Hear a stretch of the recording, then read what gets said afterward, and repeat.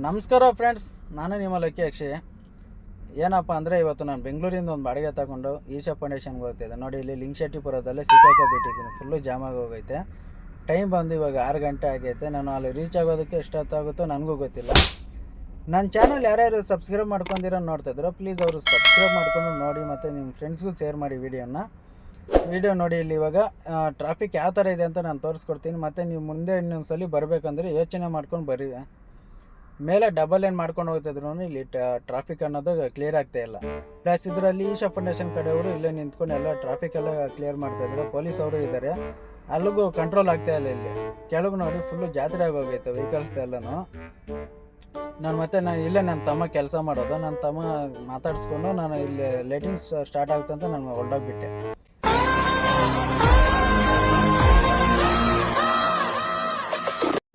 Like ಮಾಡಿ, share ಮಾಡಿ, subscribe ಮಾಡ್ಕೊಳ್ಳಿ ಫ್ರೆಂಡ್ಸ್.